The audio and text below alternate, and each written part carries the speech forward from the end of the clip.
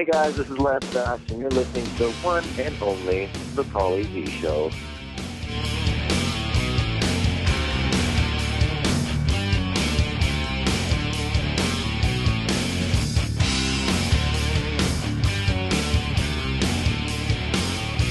Yo, welcome back to The Paulie Z Show. This is episode number 27, and today, my guest, it's pretty interesting, put it this way. It's a rock and roll show. I don't know if I would say he's definitely known to be rock and roll, although maybe in his real life he is, and we'll find out. But he is actually most well known for being in the boy band In Sync. And come on, don't turn it off yet. Don't turn off your dial yet. Hear me out. I have a great story with him. He's actually a great guy, really cool.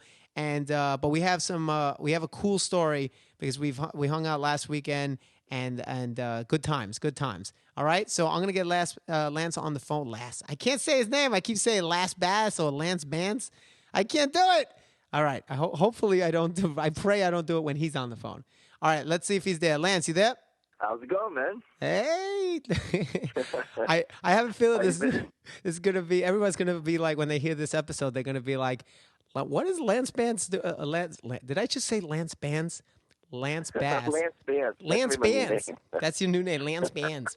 They're gonna be like, what is he doing on the show? He's not a rock star or something like that. But I mean, when you think rock god, you think Lance Bass, right? Well, that's what I thought when growing up. See, I really did because Lance. First of all, let me ask you a question: is that really your name, Lance? It is, yeah. I mean, my first name is actually James, but my parents always call me Lance, my middle name. Oh, it's your middle name. Okay, that's what I mean. So it's not a name that you came up with, for the entertainment business. Okay, because it's a strong name. Lance is a freaking. What's funny is because I'm a bass singer. My last name is Bass, so everyone thinks I changed my last name to bass. Right. It's like, that's so cool. You changed last name to bass, man. Yeah. I know. It's either become a fisherman or a bass singer. Well, at one point, when I was young, I was Paulie Alto because I was an alto singer. But then I just but then I went back to my regular name, Paulie Z. But Paulie Alto. Yeah. Paulie Tenor. So no, but Lance, you gotta admit that is a strong name. Lance, it's like It is good. I like my name. It's my parents did good. The funny thing was, I'm the first one to break the junior senior mold because everyone in my family, all the guys, are named James Irvin Bass. Right. So they spared me the Irvin name and gave me Lance. Thank God. Well, that's good. Thank you to the Bass family. Yes, thank you, Mom. So let me. I know we're limited on time, so I don't want to ramble too much, but I want to let everyone know why. Well, first of all, how we sort of became in contact and became friendly, and why you're on today.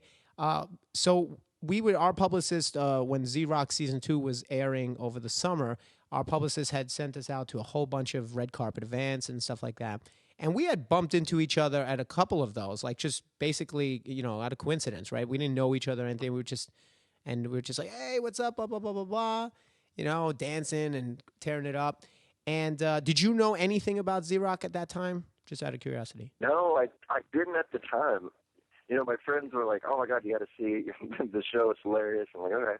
And I did see it after that, which is, I love. Oh, you did see it? Hilarious. Yay, you saw it. Of course, come on. Now, would you say out of the three of us, I'm going to ask you two questions.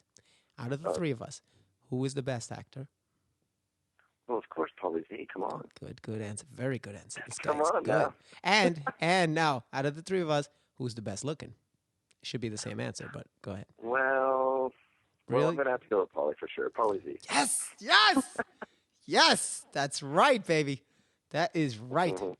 So, so then, and then just recently, the reason I really wanted to get you on for this episode, and I didn't want to wait too long, is because we had a pretty killer night last Saturday night. Oh, my gosh. Oh, that was great. And I had no idea you were going to be there, so it was a surprise.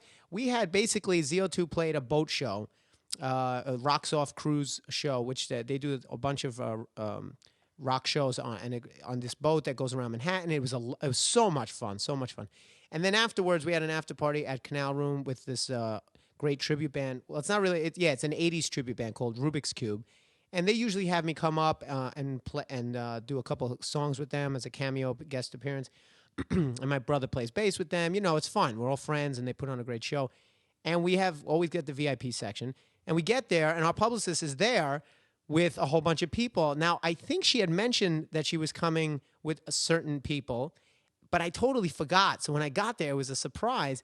And the person I was talking about is actually Mark Sanchez, quarterback for the Jets. So I'm not a sports guy, really. I love sports, but I don't know the people. So honestly, Lance, if Mark was standing next to me and no one introduced him, I would really just think he was just some dude. Like, I'd be like, hey, hey, I was online first for chicken. Sorry, you have to go behind me.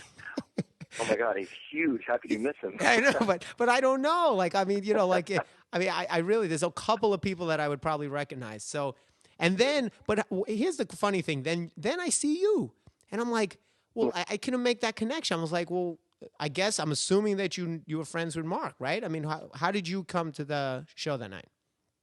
Yeah, no, I was friends with Mark. I actually didn't even know I was coming to the show till like right before. But Mark called and he's like, hey, we're doing 80s night at the Calvin's. I'm like, hell yeah, that sounds awesome. So we went there not knowing what to expect whatsoever. What'd you think? Yeah, a lot of the Jets players were there. A lot of my friends were there. And we had a good time. Yeah. It was good. They put on a great show. They really do. They do. And, of course, I knew when I got there and I saw the live band, I'm like, uh-oh. I'm like, they put alcohol in my hand and a microphone. That's never a good.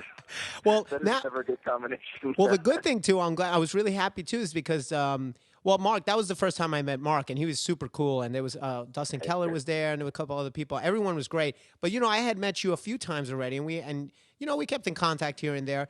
But you never got to really see what I do for real. I mean, the TV show is one thing, but what we really do is rock on stage. Like that's our forte, is our live performance, ZO2. Yeah.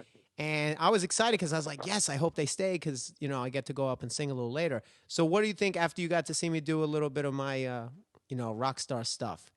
Oh, my God, it's awesome. No, you truly are a great rock and roller, for sure. I have so much fun watching you guys, and, it's so fun.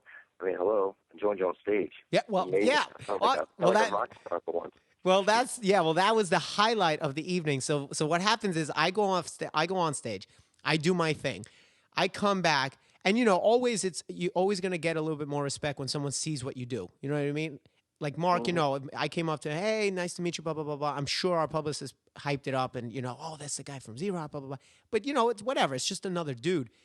But when someone sees what you do, and if you do it well, hopefully, and then you come back, I came back to the VIP section. First thing Mark did, he pulled me in, and he's like, dude, that was fucking awesome, man. Holy shit. Oh, blah, blah. So it was like a different level, of like appreciation. So then, so I'm going up to you guys, and I'm like, all right, guys, I'm going up again. We're doing Living on a Prayer, and I need backup. And Mark was like in right away. He's like, dude, I'm ready. So everybody I think was a little tipsy, but you didn't want to do it at first. At first you were kind of like, no. And what happened? I know myself. What? Because I know myself, and like I said, with alcohol in my hand and a microphone is never a pretty sight. Well, I listen. I was there to keep the peace, Well, eventually, my persuasiveness, aka annoyingness, finally got you to say yes, and then so I drag you guys down. We go on stage. And they bust into Living on a Prayer, and you guys would just go, and it's so funny because I've seen you like, wow. Oh, it was great. I was having oh my God, I was having such a great time. The crowd loved it too. When do you ever get a chance to sing Living on a Prayer in front of a live audience with a live band? Come on. Yeah, well, me every week, but for other people. You mean other people, right? Us little peons never get to do that. Peons? Hold on a second. Peon, I'll trade with you any day. Peon, I'm still trying. Every week I got to figure out how to pay rent. That's why do you think I'm up there singing? Right. I'm like, I got groceries to buy. No, but really, let's face it. You've had an incredible journey, and you haven't stopped. You going? I don't know if are you still performing, or now you're behind the camera now, right? Producing and stuff. Yeah, I like being behind the camera. I do all kinds of stuff. Performance-wise, I did Broadway for a while, and then I'm producing a lot of TV and film, and next year is a big year for me television-wise. I have a lot of shows that'll be on the air, and it'll be a lot of fun. And one of them that I'm actually hosting is going to be a really good music show, like revolves a lot about music. So that I'm excited about. I love being able to combine, my music past with my new television, Right. thing I'm doing. So I like to, incorporate both. Well, it's kind of, yeah, I mean, we're lucky in the same way that we got to do that also. But I have a show for you if you're interested that would probably be the best show you ever had. It's a show called Z-Rock. Yeah. Yeah, it's my show. Love me some Z-Rock. Yeah, yeah. All right, we'll talk off camera. I'm gonna see. All right, guys. I need all my fans now to write to Lance. Send him mail. Pick up Z-Rock. How funny would that be though if we actually wound up doing something in the future, like a show or something, a TV show? Heck yeah. Heck yeah! You were supposed to be on Z-Rock, I thought, right? At one point. Yeah, I think I was at one time. I think we have a mutual friend that might be your publicist that was trying to get me to do the show, but it never worked out. Well, scheduling. Yeah, we had a lot of people who wanted to do it, and then it was either they weren't in town or we couldn't do it. Schedule problems. But listen, we'll definitely get you on if we keep your fingers crossed. We're looking for another network, and I'm very confident that it'll come back. But yeah. But I wanted to ask you real quick when it comes to when back in the day when you were doing NSYNC. I mean, obviously you guys were on top of the world. What did that feel like? And do you still are you able to be comfortable from whatever you made from then? Because I know horror stories of people that were on top, and then you see but they didn't see a dollar of it. I mean, we have our own financial nightmares but I don't want to get into it. Yeah, but every band definitely has to go through their time, and anyone that starts out, of course, you're going to have the terrible deals and the terrible contracts and not make a penny. So, our first album, I don't think we saw one cent, and I'm pretty sure we were still in debt. Crazy. $2 million. People don't realize that, though. Do you never notice when you talk to people that aren't in the business, they like just the assumption when we the word that we learned very early on that, I think every artist should know is that word recoupable. Yeah. It's like everything that you're having the best time, you're staying in all these hotels and you're doing all these shows and you're flying on these jets and, this is great and getting fed amazing food, but then you realize, oh, we're paying for all of it. Right. Hey, guys, you want to go to Peter Luger's for lunch? Sure. Yeah, exactly. For the whole record label, let's go to Peter Luger. It's like, yeah. And then you end up thanking them. You're like, oh, thank you so much. But then you're like, wait a minute. Yeah, we paid for that. It's just going to be charged back to us. Yeah. I mean, at that, it is. It's a hard lesson to learn. And the thing is, for us, we actually didn't get caught musically because we knew that stuff. Thank God, because we did our research and we've learned from other people's stories. But for us, what we had no idea about was the TV show because we never thought about doing a TV show, never had any experience, and that's where we had our issues, which, we'll leave it at that. But yeah, I mean, it's weird, and that's how you learn. But I'm saying, after the melee, after everything cleared, were you comfortable? Like, did it? Or did you find yourself after NSYNC, did you find like, oh shit, I have to figure something out because I got no money. It's like, I got to do something else. Or were you able to? I was definitely smart. We had good people in our life early on that kind of gave us horror stories, that we all hear. So, and I'm from Mississippi. I'm just a little boy from Mississippi. So, I come from a very humble background. My family was definitely, the lower middle class, just kind of getting by. So they definitely instilled in me, the want to be able to, save and to make sure that I'm okay for the future. So, I was happy that they definitely watched over me and helped me out. So, and then we were lucky. We were lucky enough to have some really successful albums and great tours and be able to, be safe, for the rest of our life, hopefully. But you're you guys, I mean, look, it sucks, but you guys, I'm sure you get for every fan that just would kill for you, would love you, and then you get the people that just are the exact opposite, like anti that kind of stuff. And I'm sure you have had your fair share of that. And you get a bad rap from like rockers and stuff. Like, I'm sure I'm going to get heat and they'll be like, Lance Bass, why you put Lance Bass as a rock and roll show? What the hell did you have Lance Bass on your show for? I'm like, because it's my fucking show, douchebag. Get your own show. I put on who I want to put on.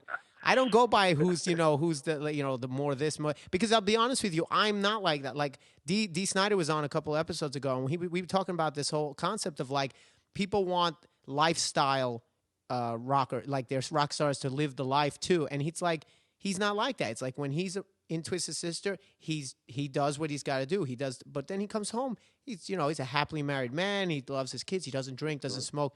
I'm the same way. So it's like I don't give a shit, what band you're from, and I don't care. It's like it's about you.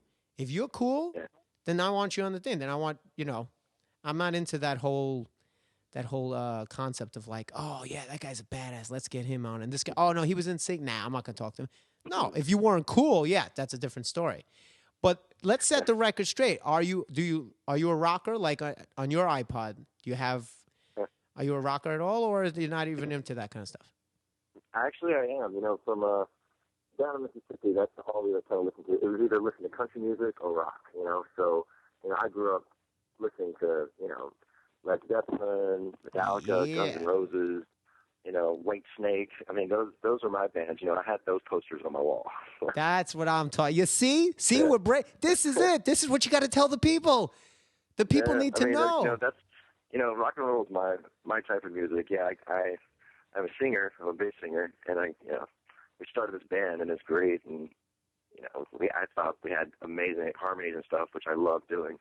But I don't put the NSYNC album in my iPod. Right. But right. But I do have some Zeppelin. But what's funny? I went out to L.A. to play with. Do you know Camp Freddy? It's Dave Navarro's. Oh yeah, band. Of course. Yeah, Dave Navarro. Yeah. So I flew out there to play with them. I did a couple songs. I think it was November. And anyway, one of the guests that came up was Adam Levine from Maroon 5, and I had never met him before. And they had an encore, and they were like, oh, what should we do? And they decided to do Paradise City, and they're like, well, who's going to sing it? And Adam was like, yeah, I'll do it. And they're like, yeah, but let Paulie help you, because they knew I had the higher voice. So it's like, why don't you guys do it together? You know what I mean? So I'm like, cool, I'll fucking duet with Adam Levine. So we do it, and we had no idea what the lyrics were, so we were looking at my iPhone. I mean, it was really funny, and it turned out to be great. Afterwards, I go over to him, and I'm like, dude, man, I didn't realize you could rock so hard. Like, and he goes, I said, that was great. And he's like, yeah, man, you don't understand. That's my shit right there. Guns N' Roses. I'm a rocker. And he goes, I said, yeah, but Maroon 5, that's great music. I love that stuff. He goes, yeah, that pays my bills. He's like, but that's not what I'm about. He goes, all that stuff, that's, I'm rich. He said it like this too. He goes, yeah, I'm rich and famous. He goes, and that shit pays my bills, but that's what I'm about. He goes, you got the stuff right there. And I'm like, I got the stuff. Well, you got the fucking Corvette, bitch. It's like, let's trade. I'll give you the stuff. Let me borrow the house for a weekend. So, it's weird. We all fit into, our musical style that we're best at doing, but of course what you love is, going to be different. I think it's the same thing with like actors and musicians. Every musician wants to be an actor, every actor wants to be a musician. You always want something that you can't have. But isn't that weird? Because for us it's the same thing. Like we have three things. I don't know if you know about that we're really kids band too. Did you know that? No. Yeah, that's for real. Like we do that for real. And so if you have any nieces or nephews that are like, under 5 years old, call me. We'll do the birthday party. I'll give you a discount. So I do actually. I have 3 nieces and nephews. There you go. I'll send you the CD. Let me know. I'll send it to you. What? Yeah, dude. You know how many people we met just by doing kids party? We did Robert De Niro's son 2 years in a row. Michael J. Fox, like all these different celebrity parties. Anyway, I digress. The point is, we work so hard to be rock stars. Like ZO2 is our passion, and Z Brothers, which is this kids thing, and Z Rock, which is a TV show. Those things wound up like becoming more lucrative.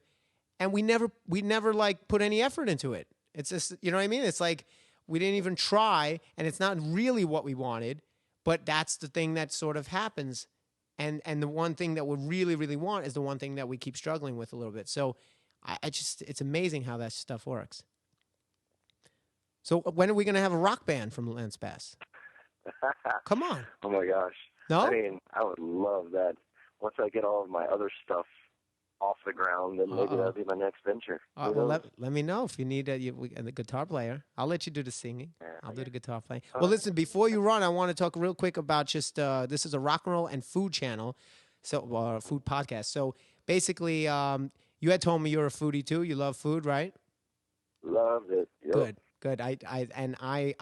Food is my drug. Like that's my thing, and I like to find out a little bit about what interests you? Like what kind of stuff do you like to eat? Is there a particular place?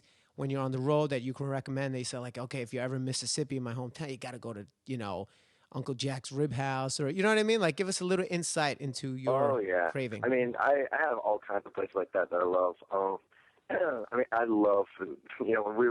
When we'd have a show, and we would quick out right onto the bus, still all sweaty, the band's still playing, and we would always have whatever we want, sitting there, kind of cold, whatever, as you go to the next city. And it was always, I love chain restaurants. Okay.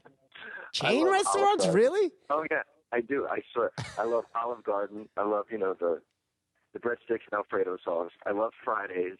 I love anything like that. Oh, really? I know. I love it all. But hold on, you love it, but do you at least acknowledge that it's not like the quality level? I mean, or do you think that that's the shit? Oh, of course, and I think that's what I like about it most. Is it's so bad for you. Okay. It's like, oh my God, it's so bad. But yeah, I mean, there's, especially like in Mississippi, I mean, there's some great food. I love soul food. That's my weakness. What is exactly? I've heard. I know a lot of people say they love soul food, and I got to be honest with you. I'm a foodie, but I never really had that much experience with that. What does that mean? What is soul food exactly? Well, soul food, it all came from basically like Africa, and it moved down to like the South. But it's like collard greens and fried chicken and anything just completely greasy or fried, or awesome like casseroles and sweet potatoes, and I mean it's a good old down home cooking, biscuits and gravy. So it's kind of like if I think of Southern cooking, like that's sort of what it is, kind of. Yeah, anything Paula Dean cooks, that's soul food. Okay. Okay. All right. So soul food. I got to try some soul food. Sticks of butter and everything. Well, where do I go to get some good soul food? Because I really have to up my soul food experience. You know what? I've found some really good soul food here in New York. There's a place called Brother Jimmy's that has some of the best soul food. Wait, Brother Jimmy's? Wait, Brother Jimmy's isn't that a rib place though? Yeah. Oh yeah.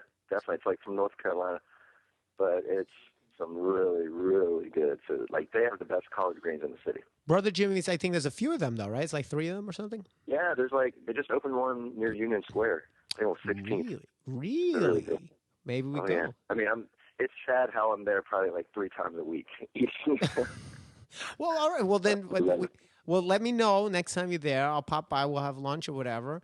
And and then I can review the place on because what I like to do is review the places on the podcast. It's funny.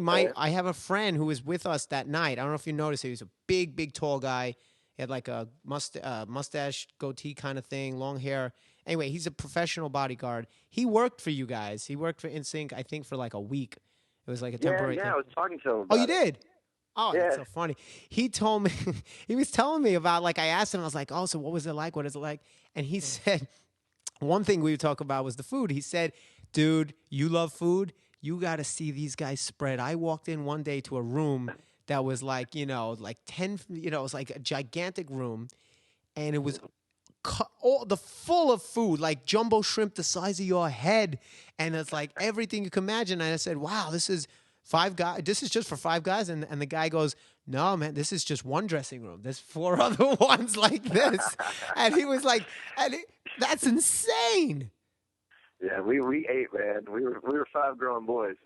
But I mean, what was your regimen? I mean, we you guys had people there too. I mean, our bodyguards are the ones who ate most of it. Well, that's what he said. Yeah, he said they used to count down. They'd be like 3, 2, 1. Okay, the bus is gone. Let's go.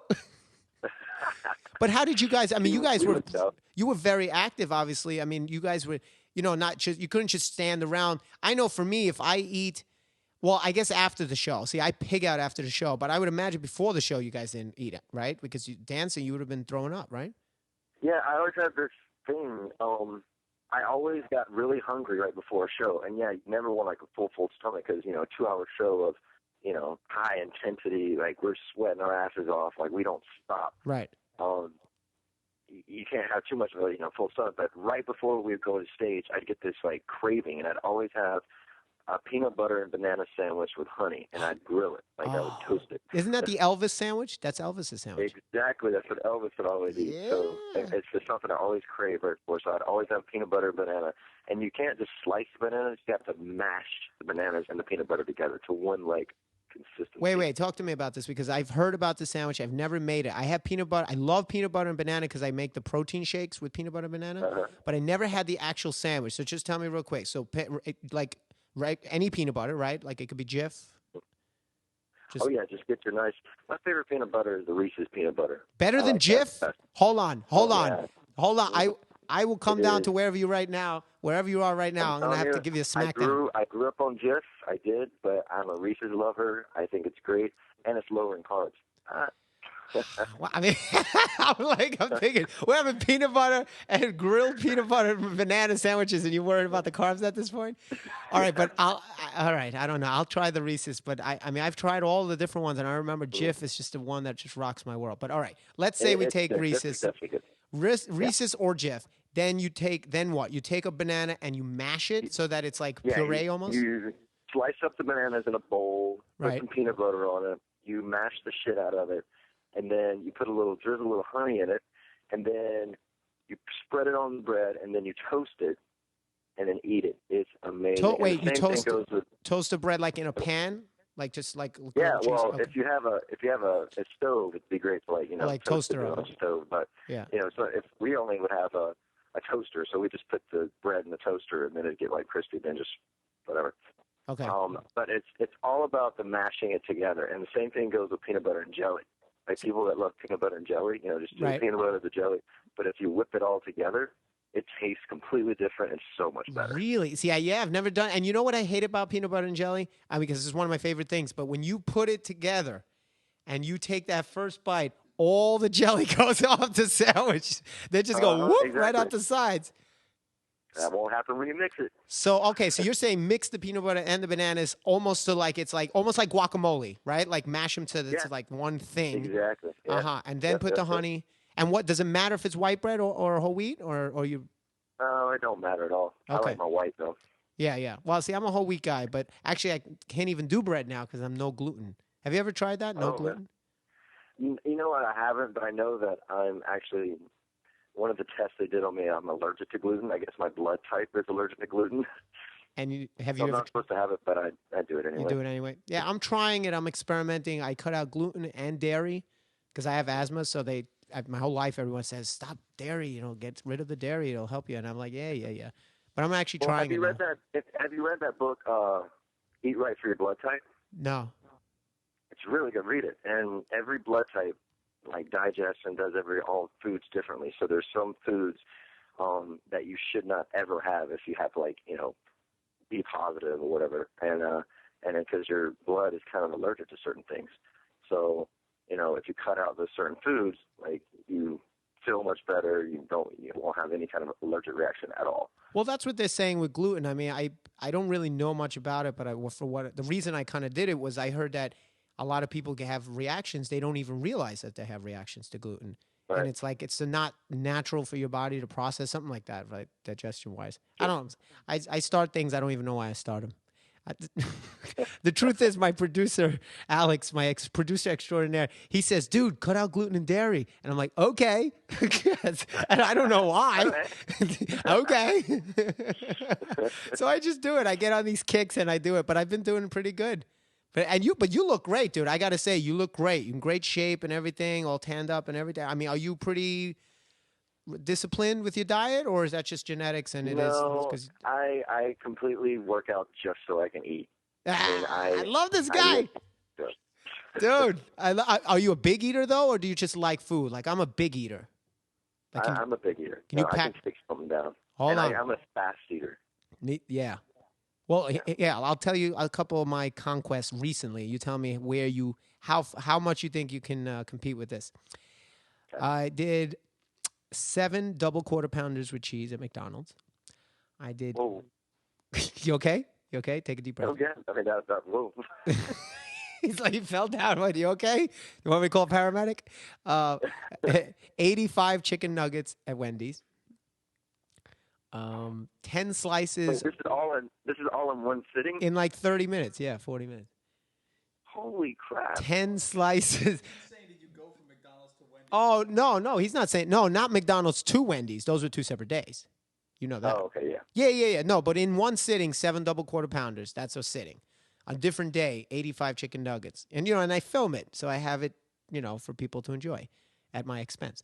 10 slices we had at Joe's Pizza in Santa Monica. It was 10 slices from a 20, basically it was a 20-inch pie. I had the whole pie and then ordered an extra 2 slices on top. But it was a 20-inch. So for people that know pizza, that's the big ones.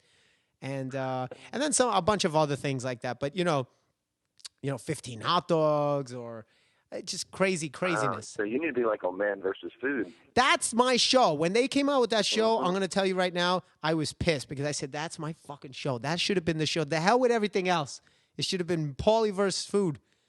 That was my... Yeah, I thought it was good because I have a challenge when I get back to Los Angeles next week. I ate 4 double-doubles from In-N-Out. Right. And, and I still wanted to eat more. And all my friends were like, you couldn't eat more. I'm like, no, seriously, I think I could eat 2 more. So they've all bet me when I get back to L.A. that I can't eat 6 double-doubles. Nice. No, how does a double-double, how does that compare to a double quarter pounder? Like what's the... are they smaller than those? I guess they're pretty much the same size. Yeah. Really? So you going for 6 so you could keep up with me. I mean, you're not going to beat me, but you could probably keep up with me. That 7th one might take me over the limit, but I'm going to try the 6 next week.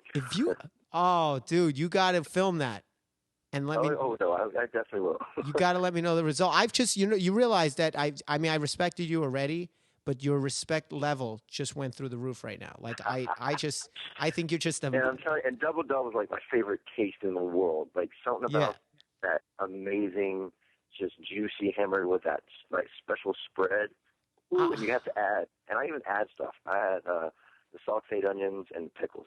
Yeah, no, you got to have stuff. People sometimes are like, oh, why are you doing it? Like when I do the hot dogs, they're like, why are you getting onions and all this extra stuff? I'm like, because they don't realize I'm not like Kobayashi. I'm not going for like 60 hot dogs just to swallow them. Like when you do it, correct me if I'm wrong, you're eating. Like you're actually enjoying what you're doing as well. Heck yeah. Yeah, oh so it's the taste. Heck yeah. So people don't understand that. And I tell them, it's like my motto is, and don't steal this because I copyrighted it. It's I don't compete, I eat. See? There you go. See how it rhymes like they rhyme too? Isn't that cool? But that's impressive. No, it don't. That's impressive, man. I have to say, I would have never thought. I'll be honest with you, I would have thought you would have been like boiled salmon and grilled steamed vegetables and no, man. I eat. Look at this. Lance bad. Lance. I like it. We gotta do that. What I do is with my guests a lot of time, if we can, depending on scheduling, I always like to take them out. I'm supposed to go with Sebastian Bach to Peter Luger's, but he's been so busy. I think he's in Europe. But anyway, I took John Popper to a place recently in Little Italy, and we reviewed that. And Frankie Bello, we still got to take out. The guys from Anthrax, we're going to take to an Italian place in Brooklyn. So what we can do is... do you like Del Frisco? I never been there, believe it or not. Oh, my God. If you like Peter Luger, I think a better steak is Del Frisco. You know what? I'll take you. Let's do it because Peter. I've been to a lot of them. The closest thing I found to me was Old Homestead. That was and I still think Peter Luger's is better. Peter Luger's is the best I've ever had so far. Oh yeah, I mean Peter Luger is just top notch. But I'm telling you, there's something about Del Frisco. It's just a little better. But do you get the porterhouse or can you get like? See, the only thing about Luger's that I don't like is they don't let you get just a fillet. Right. And I like the fillet. Yeah. Del Frisco, you can get the bone-in fillet, the fillet, whatever, like anything. Well, if we go to Del Frisco's, I think the bone-in fillet is the best. Can you do the steak for 2 at Peter Luger's or Del Frisco? Like if you got a steak for 2, like the way they serve it, the big one. Yeah, could you do it? So. Really? I think so. Yeah. Really? Mm-hmm. Wow. You gotta try it. It's amazing. All right. Well, you know what? I'm gonna get my producers to pay. All right. Where's the budget? We need a sponsor. Maybe we can get a sponsor. And why don't me and you go head to head on a Del Frisco steak, and we'll see with all the trimmings, and let's just see who can get how far we go. Now, here's the thing though. What do you want? If you win, what do you want? What do I want? Yeah. Well, there's got to be some stakes involved. No pun intended. Oh, yeah. Psh. Come on. I know what I'm doing. This is the Paulie Z show. Come on. Come on. You've been waiting to say that one since No, we started this podcast. no, that's not true. We got to get it to state. That's not true. I would admit, look, Alex knows, my producer knows. I would admit if I was holding on to something. That actually just came out, and I didn't realize that it was a pun. And then I said, oh, shit, I just punned. He's got it on a note card. Fuck you! Shut up, Alex. Don't listen to the man behind the curtain. All right, go ahead. So what do you want? If you win, what do you want? If I win, wow, I'm going to have to really think about that one. But I know what I want. what do you want? I want Lance Bass to pick up Z-Rock and put it on his network. Damn it. I want my show back. That's what I want.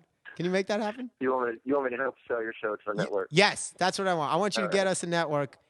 There's nothing to sell. It's a fucking great show. It's just a matter of, just get someone to sign. Like, get him drunk, slip him a roofie, and have him sign something.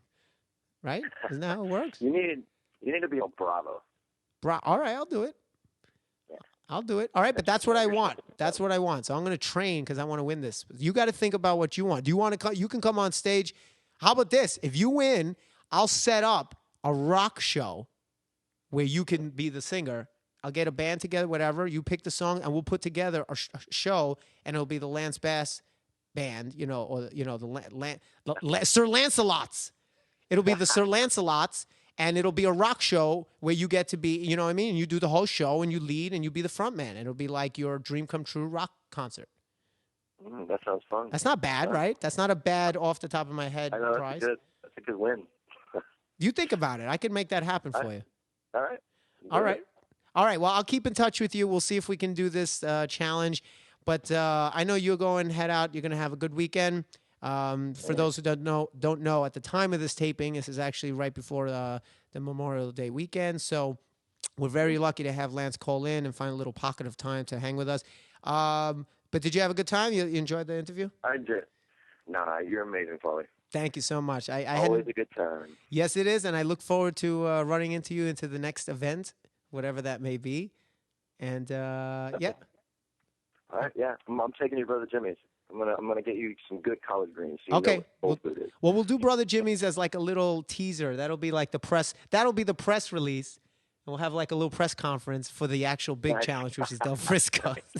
All right, and then I'll send you, if you really want, I'll send you the CDs for your nieces and nephews, and then I could throw in some. I definitely want those. Yeah, they would love it. And then I'll put some ZO2 ones in there too, so then at least you have some of our music, rock stuff. Woo-hoo. All right, Lance Bass, thank you so much. Have fun this weekend, and I'll be in touch with you soon. All right, man. Talk to you later. All right, later. Wow, so there you go. I mean, I know it's odd to have Lance Bass on the Paulie Z show. I'm sure is what a bunch of people might be thinking, but I don't think so, because basically the show is not so much about who you guys want to hear. I hate to say it. It's who I want to talk to. That's pretty much why I did the show. So it's for people that I have experiences with. I mean, I'd rather talk to someone like that I actually have real life experience with than to get Rob Zombie on, although I'd like to have him too. But to get him on, and then it's like we're talking cold. The conversation starts from basically cold turkey. Like there's nothing to pull from experience wise. So I think for me, that's the kind of stuff I would like to hear. That and when I listen to other radio shows too, I always find it more interesting when the DJs have when the host has like someone on that they actually have an experience with and they have a friendship with, because I don't know, it just makes to me a better conversation, much more organic. So anyway, but we did find out that he is a rocker at heart, and so hopefully we'll have that eating challenge and I'll win, and then he'll put Z-Rock back on the air. Woohoo! All right, so anyway, I'm gonna put Benny Boy on. He's holding real quick for us. I'm gonna patch him in right now, and we're gonna talk about the new Stone Temple Pilots record that just came out, and let me get him on now. Ben, you there? Hello, Benny Boy. Yes. Yeah. So listen, I had Lance Bass from NSYNC on the podcast today. What do you think about that? Yeah. Is that weird, or do you not care? No. I know you guys. You did a little duet on a boat recently. So no, You know what? Music is music. I mean, good is good, right? I mean, he's a talented singer, and I could see him being into rock. I heard you mention that. I could see him really having eclectic, taste. You just never really know what a musician is gonna like. Yeah, and that's the funny thing is, like, I don't like to judge. Well, like what's the thing? Judge a book by its cover. Obviously, yeah. I was thinking of something else. Sorry, don't laugh. No, I thought I was thinking of another one, and then I wound up with the old standard maxim. But I had another one that was cooler. Anyway, whatever. But yeah, so I don't like to judge a book by its cover, and I always give people the benefit of the doubt, and because listen, the truth is I have NSYNC in my collection, and I have I have Backstreet Boys, I have Christina Aguilera, I've got Tony Bennett, I've got Michael Jackson, I got Barbra Streisand. I mean, Sure. Just because I have Slayer, Metallica, and Manowar, and Black Sabbath, Deep Purple, doesn't mean that that's all I listen to. That's my passion. But Slayer. yeah, I have Slayer. I don't remember that. I have Slayer. I have Rain and Blood. Oh, It's in my collection. Hell yeah. it's I know right by the NSYNC. it's a little heavy. That's like probably Got the some heaviest I go. Independence in there. That's the heaviest I go, I think, is Slayer. But past that, it's too much for me. But yeah, so Yeah. I just like you're right. them. I mean, NSYNC is 20 million records or something like that under its belt.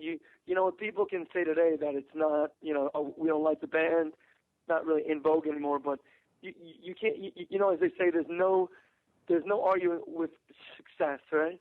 Well, I mean, again, I don't necessarily agree with that, because there are tons of bands or artists out there that are super successful and make tons of money, sold millions of records, that I think are terrible.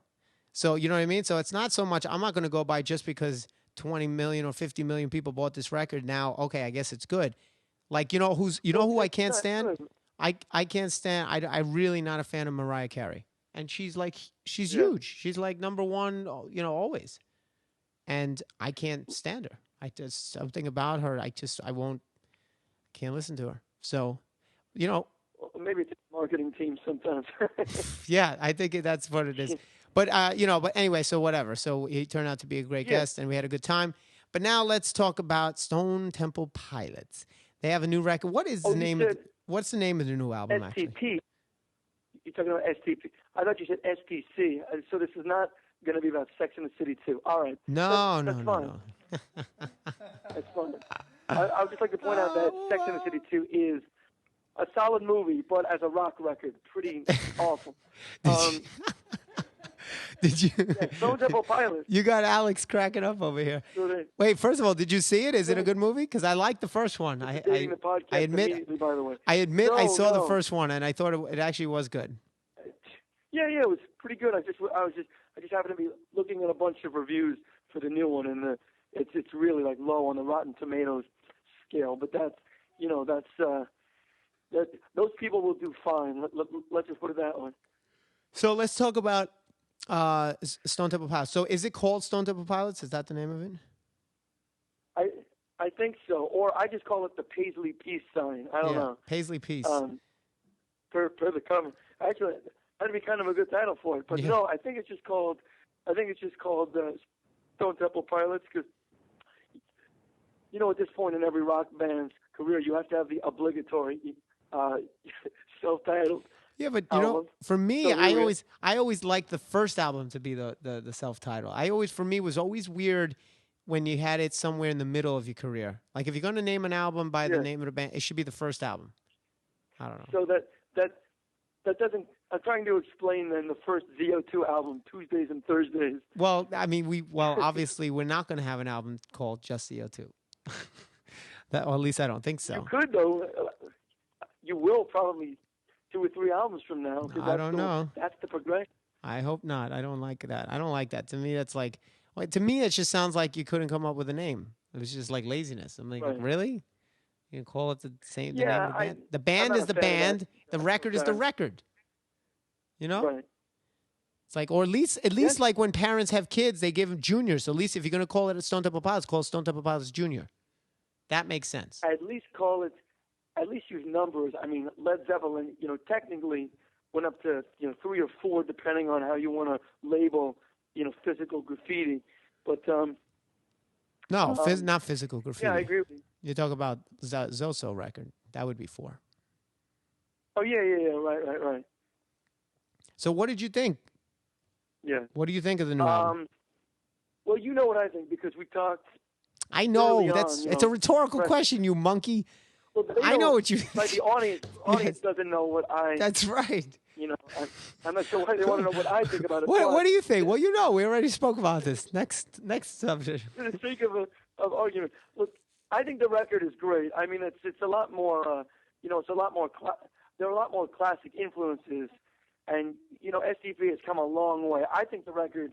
I think it's great. I mean, it's really vital, and it's got a lot of energy, and it's just the band is just really much more interesting to me now than when it first started. Like, I'm not a big fan of Core, other than maybe Sex Type Thing, or it's much more appealing now than it was when it really came on the scene. So I think it's had a good progression of influences and styles, really creeping in, for no pun intended, into the mix. Mm-hmm. I was gonna just say that. Yeah, I mean, I know people. There are people like Alex, even here, my producer extraordinaire, is disagreeing with you because he's a Core fan, and I know people that are the exact opposite. They don't like the direction they went because if you think about it, Core was pretty dark and heavy, and it was a great compliment to bands like Alice in Chains and Soundgarden, Pearl Jam, and all that stuff. And since then, I think I agree with you. I like to when I think of Stone Temple Pilots, I actually think more of this kind of style. And I like it. I don't know if I like it better. I think I like them both. It's like saying, do you like, Creatures in the Night Kiss, or do you like, Rock and Roll Over Kiss? You know what I mean? It's just too. It's hard to.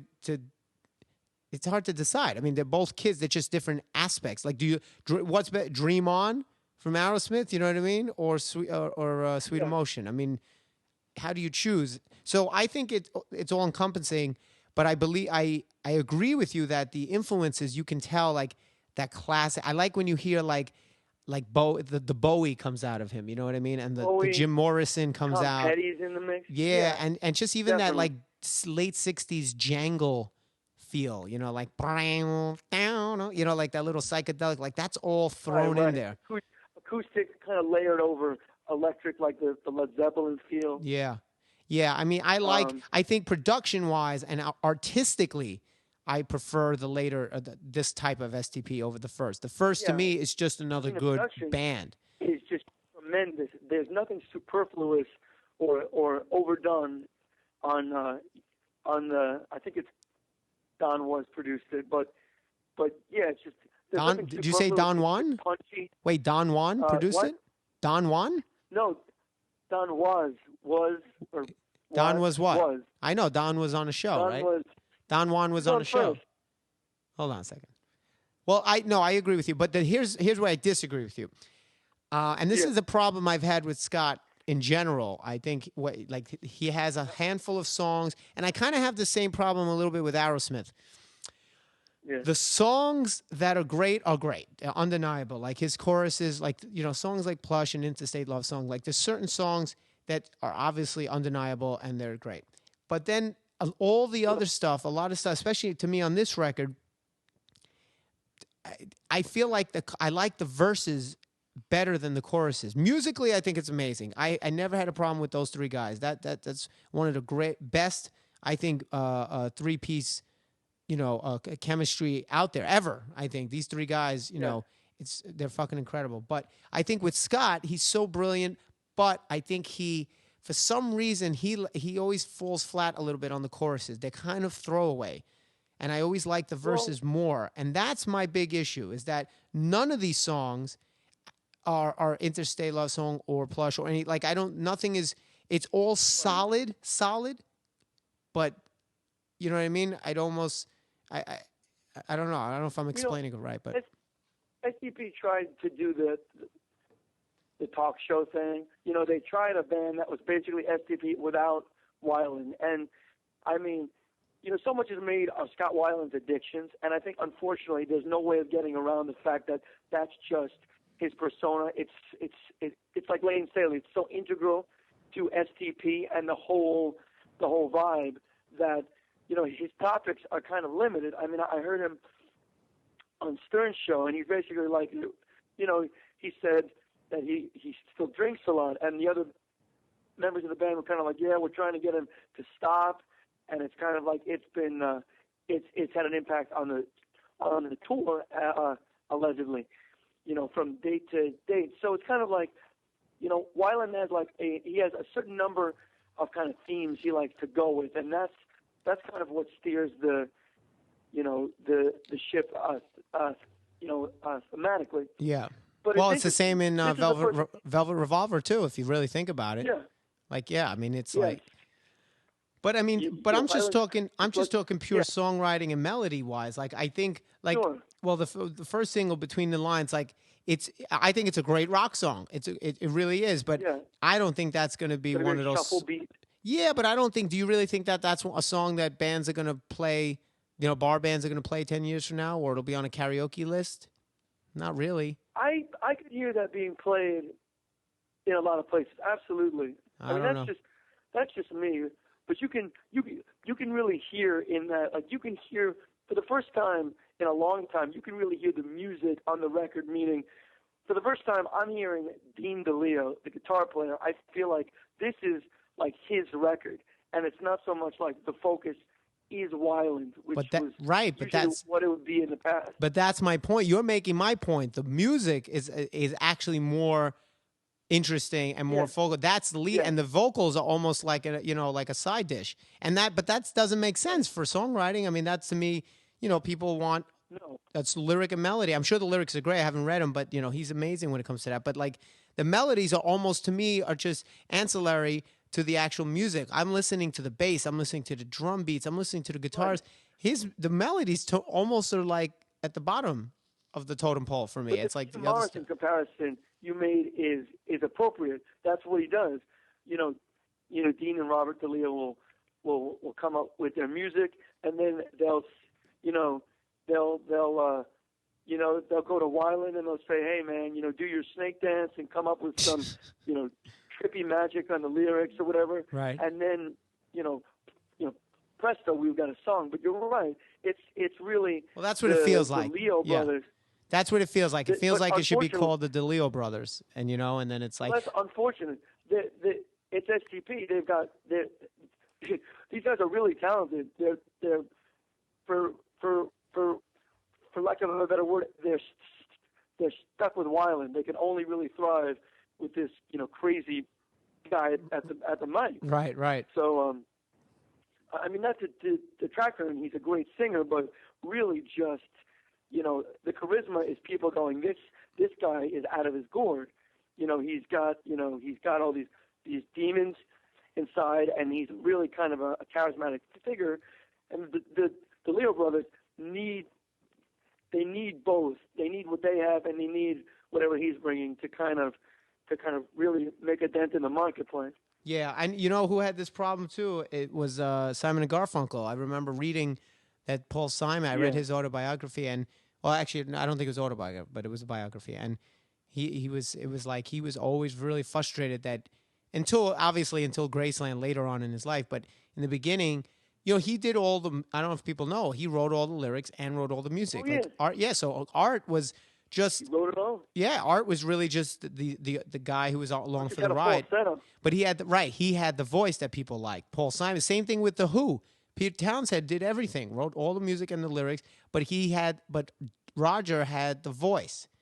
And Pete and Paul Simon had the same problem where they were like, secretly, they were like, if I had that guy's voice, they would be gone. I wouldn't need him. They needed that guy because when Paul Simon went solo a couple times in the early days, and it was like it bombed. It failed, and then he got back with Art. And every time it was like with Art, they were, he could do no wrong. And I can't, I can imagine what they must be feeling like, because they're like, like you said, like, they're kind of stuck with him because without him, it just doesn't work. But with him, it works. But with him comes all these other issues, I would imagine. So I feel Right. for them. We're talking about music that's entwined with other sort of, pop culture, publicity angles. It's not just about the music for them. It's about the sort of the publicity that Right. this guy's personal life brings to the, because rock and roll does need an element of danger, and that's largely been missing from rock. So how do you, in this day and age, how are you really going to get that unless you've got a singer that's maybe goes off the rails every now and again? Right. You're right. Well, all right. So let's go through the songs real quick and just. So Yeah, what did you like? Talk to me. Well, I mean, Between the Lines, certainly is a great single. It's punchy. It really just tells you, hey, we're back, if anything. But I probably, I think honestly, I find myself, it's probably not on people's top tracks of the album, but I constantly am playing fast as I can a lot. It's kind of like this grunge rock boogie, and DeLeo just rips it up on the guitar solo, and it's really like the band cutting loose. But I think First Kiss on Mars is great. It kind of reminded me of like a Smashing Pumpkins, like 1979 meets Going to California meets like the Cars or something like that. Like a real interesting hybrid. But I figured you might like Huckleberry Crumble a lot because it's got like a old meets new, like Aerosmith. Yeah. Meets like a grunge. Well, I mean, vibe. I like them all. Like Hazy Days is a killer riff. That's a heavy riff. Yeah. What's funny is Very a couple of them I thought were a little. I got a little chuckle out of, like Dare If You Dare. To me, Yeah. I mean, maybe I'm crazy, but Dare If You Dare. Mata Hoople. Yeah, it's like all the young dudes, right? So it's not just me. It's like, what the hell? It's like, actually, it's funny you mentioned Hazy Days because I kept thinking of Edgar Winter's Frankenstein with the chunking guitar riffs. Right.